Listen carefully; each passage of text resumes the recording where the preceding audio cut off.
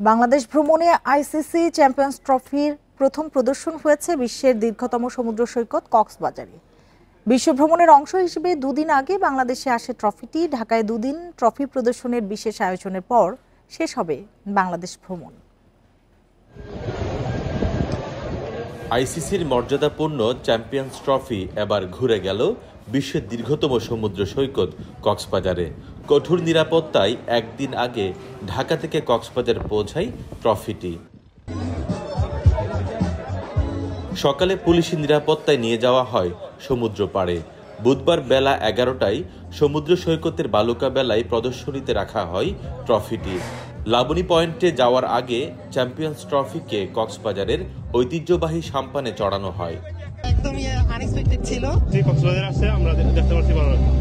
Trophy দেখতে cricket প্রেমীরা ছাড়াও ভিড় করেন স্থানীয় বাসিন্দা ও পর্যটকরা। ছবি তোলার সুযোগও কাজে লাগিয়েছেন তারা।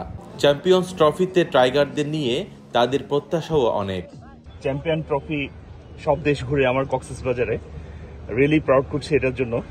আর আমি চাই বাংলাদেশ এবার চ্যাম্পিয়ন ট্রফিটা ঘরে নিয়ে আসবে। বিজয়ের মাসে এরকম একটা সাকসেস আমাদের দেশের জন্য অত্যন্ত গর্বের বিষয়। আর সামনাসামনি ট্রফিটা দেখে এতদিন যেহেতু নিউজ মিডিয়াতে বা পেপার পত্রিকায় দেখছি, আজকে সামনাসামনি দেখে অত্যন্ত ভালো লাগে। পাকিস্তান আফগানিস্তান ঘুরে ট্রফি ভ্রমণ করছে বাংলাদেশে। পরবর্তী গন্তব্য সাউথ আফ্রিকা। তৌফিকুল ইসলাম, ইন্ডিপেন্ডেন্ট নিউজ, কক্সবাজার।